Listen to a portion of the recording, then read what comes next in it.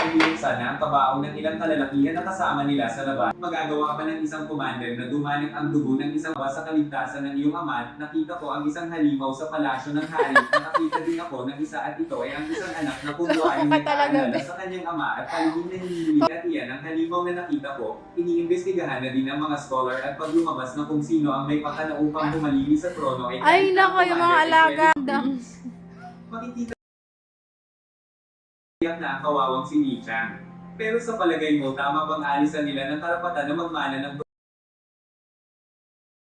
akin lang na anak pa din siya nito at bilang anak ay may karapatan siya bilang maging kahalili ng hari. Hindi naman kasalanan ng anak na maging anak siya sa ibang ito ay dahil sa paghahangad sa kapangyarihan ay inilihim nila ang pagkamatay ng hari at ginawa pa nilang zombie. At pagkatapos ay pinagkaisahan pa nilang lahat na mawala na si Nichan at pinigilan pa. Siguro kung ako ito ay talagang sasamaan mo kung saan lumayas na lang sa palasyo dahil parang wala na akong tatampings doon at pag hindi sasabihan ka ng bobo, Ron, hindi ka elite, wala kang pinag-aralan at magnanakaw. Sa kanyang kwarto ay dumating na si Mulong at ibinigay nito sa kanya ang nakuha nitong journal ng kanyang ama, nanginig, nilagnat at sumakit ang ulo nito, binigyan ng decoction para sa rashes ngunit hindi naging walang gamot.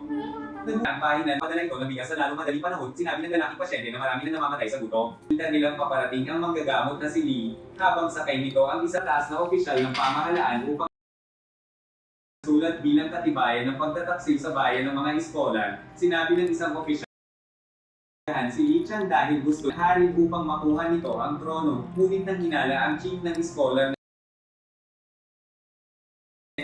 at sinabi nito na isang pang-iinsulta ito sa mga iskolar ng Confucian bilang pundasyon ng bayan. Sinisi naman ni Hokju ang mga iskolar pinuno ng mga iskolar upang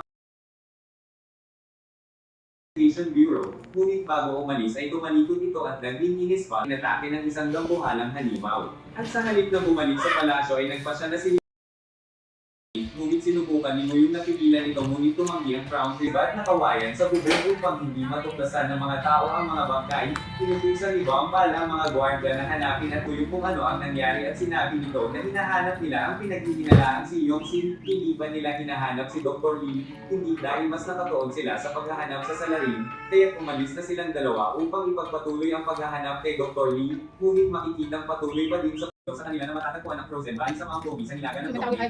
Nakarating na sila Lichan at Moyong sa Frozen Valley kung saan ay nakita nila si Sophie na naghuhukay sa isang nagyayelong kuweba. Sinabi nito sa kanila na kanilang sinabi ni Moyong na dinala ang mga patay sa opisina ng magistrado upang investigahan. Sinabi ng babae na hindi pa patay ang mga taytag, hindi umalis ito at sinabi ni Kinsu na may natagpuan mga patay sa palasyo ng hari at sinabi nito na may tinatagong mga limit si Hokju sa kanila.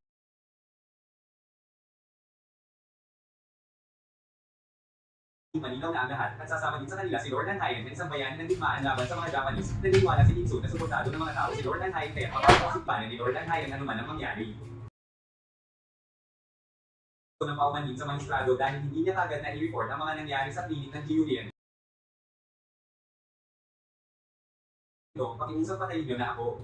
Sinabi ng magistrado na hindi naman sa ganon, duty mo bilang isang doktor ang gumamot kung kagabi na nangako ako na babayaran kita sa ginawa mo sa akin hanggang sa pagputi ng mga buhok ko. Alam mo po ba ng doktor, may sakit po ba kayo na mumula po kayo maaaring hindi malusog ang inyong puso nito na ipinapatawag ni Lee Chang si So utos ng Crown Prince at hiniling nito sa expert na gumawa ng plano bago sumapit ang doon ay nakita niya ang kanyang kasamang babae. Kaya dagling kinila siya ng lalaki at agad na isinarang muli ang pinto ngunit biglang pumasok ng doktor na hindi ganito ang nangyari sa hanyang ng si Danny ay makagat. Nagkataon ito ay agad din silang naging mga halimaw at sinabi ng doktor na maayos ko din ang sakit na ito. Isinulat ko ang lahat-lahat tungkol dito at pagtalikod sa nalito at naninig. Ipinakita naman ng journal kung tapos initin ang isang karayo na nababalutan ng dilig. Sinabi nito na pwede mo namang kausaping mabuti pero at kaya sa isang anak ni Hokju at isang magandang araw ito para nahangad tayo ng masama sa ating isang bad karma at dito umiiral ang prinsipyo ang ayaw mong gawin sa iyo. Sinabi ni Lord Anhayan kaya inaya na nito si nararamdaman niya kung saan ay talagang natuklasan niya. Samantala sa pantalan ay naunang sumakay sa nag-iisang evacuation ang pao upang makatakas sa lungsod, at sa kulungan ay narinig ni Yunsi na isinisigaw ang pag-alis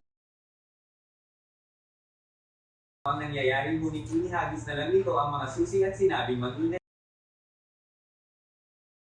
nang humahabol ito sa pantalan kung saan ay naiwan siya kasama ng iba pang mga umiiyak at nagsisigawan na naroon. Sumagot ito na sa ginawa nating pagpana sa kanya kagabi, ipapatayin pa din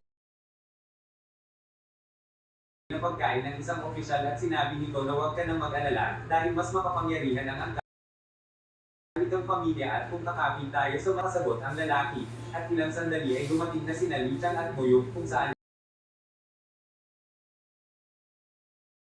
ang mga military commander po at ang matataas na opisyal ng Dongning at umalis na sila sakay ng barkong iyon.